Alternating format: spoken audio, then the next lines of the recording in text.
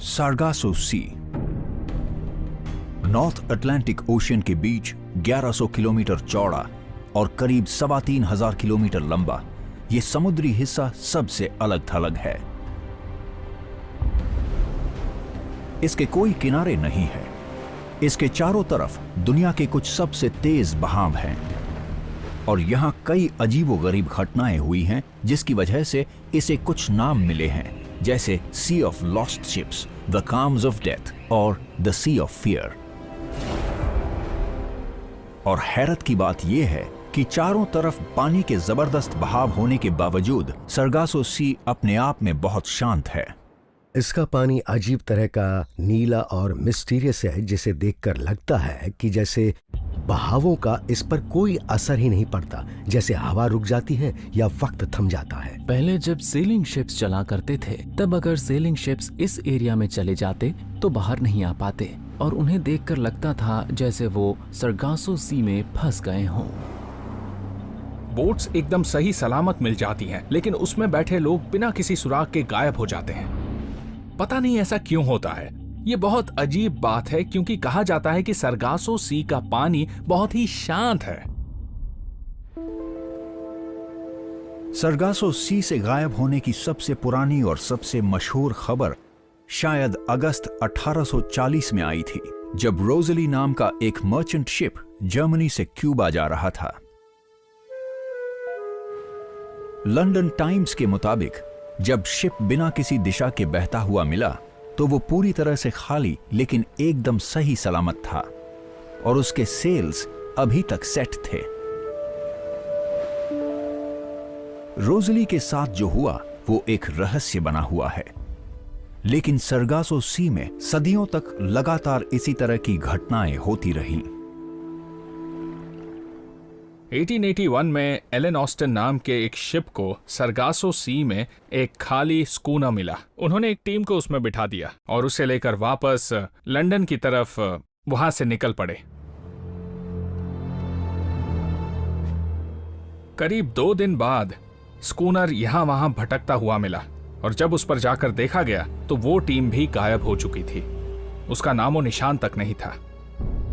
ऐसा लगा जैसे लोगों को उससे निकाल दिया गया हो। एक इंटरेस्टिंग बात यह भी है कि सारगासो सी सीधे उस एरिया से जुड़ा हुआ है जिसे हम बर्म्यूडा ट्रायंगल कहते हैं। हो सकता है कि इस एरिया में कोई स्टारगेट हो या पोर्टल एक्टिवेशन हो। सारगासो सी में अजीब तरह से गायब होने की रिपोर्ट्स और उसके साथ बर्म्यूडा ट्रायंगल की रिपोर्ट्स जो उसे ओवरलैप करता है, क्या इन्हें इस तरह समझाया जा सकता है कि वहां एक स्टारगेट है? प्राचीन एस्ट्रोनॉट थियोरिस्ट का मानना है कि इससे आगे के सबूत नॉर्थ अमेरिका की एक सबसे बड़ी झील की गहराई में मिल सकते हैं। लेक मिशिगन, जो मैनिटोवॉक विस्कॉन्सिन से लेकर लडिंगटन और बेंटन हार्बर मिशिगन तक करीब 57,500 किलोमीटर में फैली है।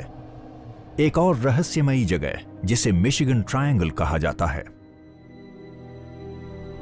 सारगासो सी की तरह मीठे पानी की बड़ी झील के इस हिस्से में भी बड़े अजीब और रहस्यमयी तरीके से चीजें गायब होती रही हैं। 1937 में मैकफार्लैंड नाम का एक माल ले जाने वाला शिप था जो मिशिगन ट्रायंगल से गुजरा। शिप का कैप्टन थोड़ी देर सोने के लिए अपने कैबिन में गया और अपने साथी से कहा कि वो एक खास टाइम पर उसे उठा दे। जब उसके साथी ने दरवाजा खटखटाया तो कोई जवाब नहीं आया। दरवाजा अंदर से बंद था। वो जब उसे तोड़कर अंदर गए तो कैप्टन गायब हो चुका था। कोई भी पोर्ट होल खुला नहीं था, कोई खिड़की खुली नहीं थी। वहां ऐसा कोई रास्ता नहीं था जहां से कैप्टन शिप से बाहर निकल सकता हो। उन्हें कैप्टन का कभी पता ही नहीं चला। क्या वो शिप से कूद गया था? पता नहीं, लेकिन शिप एग्जैक्टली इस लेक मिशिगन के ट्रायंगल में था। लेकिन लेक मिशिगन के इस इलाके में सिर्फ जहाज ही नहीं गायब हुए हैं, बल्कि मिशिगन ट्रायंगल से 40 विमानों के गायब होने का भी लेखा जोखा मिलता है। 1950 में द मैकफार्लैंड के गायब होने के 13 साल बाद नॉर्थ वेस्ट एयरलाइंस फ्लाइट 2501 जिसमें 55 यात्री और 3 लोगों का क्रू था, मिशिगन ट्रायंगल के ऊपर से गुजरते ही ये गायब हो गई। उसका मलबा कभी नहीं मिला और उसे आज तक ढूंढा जा रहा है। उसका कभी कोई मलबा नहीं मिला। सबकी फैमिलीज मायूस हो गई। वो लगातार मलबे को ढूंढते रहे। लेक मिशिगन के किनारे उनके नाम पर एक मॉन्यूमेंट है, लेकिन कोई निशान नहीं मिला। ना कोई बेल्ट बकल, ना वॉलेट, एक चेयर तक नहीं मिली। एयरक्राफ्ट की कोई भी चीज नहीं मिली और बाद में 6 दिन तक उस एरिया में तलाश की गई। उसके बाद सालों तक बड़े पैमाने पर तलाश जारी रही, लेकिन किसी को कुछ नहीं मिला। शिप्स वहां गए तो वो गायब हो गए। एयरप्लेन्स उस इलाके से गुजरे तो वो गायब हो गए अचानक ही। वो एयरक्राफ्ट और शिप्स यूं ही चले गए। अब जिस तरह से वो गायब हुए, ये सब देखकर मुझे लगता है जैसे वॉर्म होल जैसी किसी चीज ने उन्हें खींच लिया हो और अनफॉर्चुनेटली वो दूसरी साइड फंस कर रह गए। क्या लेक मिशिगन के मटमैले पानी में एक्चुअली किसी वर्म होल का रास्ता छुपा हो सकता है, जैसा कि रिसर्चर्स बताते हैं? क्या इससे यह समझा जा सकता है कि यहां ऐसी घटनाएं क्यों हुई जिसमें अजीब सी अनगिनत उड़ने वाली चीजें देखी गईं, इसके ऊपर भी और इसकी सतह के नीचे से निकलते हुए भी? ऐसे गवाह हैं जिन्होंने सचमुच ग्रीन चमकती हुई डिस्क को झील से उड़ते देखा। उन्होंने नीले रंग की गोल चीजों को झील में जाते हुए देखा। स्पेस और टाइम के गेटवेज में एक चमक होती है और वो गोल प्लाज्मा की तरह दिखाई देते हैं।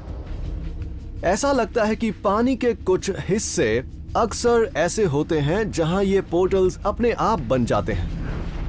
हो सकता है कि दूसरी दुनिया के लोग उस एरिया में आते रहे हों और शायद ये भी हो सकता है कि वो आज भी एक्टिव हो। इसी वजह से ये यूएफओ दिखाई देते हैं और अजीब तरीके से चीजें गायब हो जाती हैं। इन एरियाज में तकरीबन नामुमकिन है। इनमें से कुछ स्टारगेट्स और पोर्टल्स पानी के अंदर हैं। ये पूरा कॉन्सेप्ट बहुत मायने रखता है। ऐसा हो सकता है कि अंडर वाटर पोर्टल्स का एक नेटवर्क पूरी दुनिया में फैला हो और हो सकता है कि दूसरी दुनिया के लोग इन पोर्टल्स तक पहुंच सकते हों जो तारों की दुनिया से आने जाने के लिए उनका इस्तेमाल करते हों। क्या हमारी झीलों और महासागरों की गहराई में ऐसे स्टारगेट्स छुपे हो सकते हैं जिनका इस्तेमाल दूसरी दुनिया के लोग आज तक कर रहे हों? और अगर ऐसा है तो क्या एक दिन इंसान भी इन स्टारगेट्स तक पहुंच सकते हैं? कुछ वैज्ञानिकों का मानना है कि हम न सिर्फ पहले से मौजूद स्टारगेट से ट्रैवल करेंगे, बल्कि शायद खुद उन्हें बना भी पाएंगे।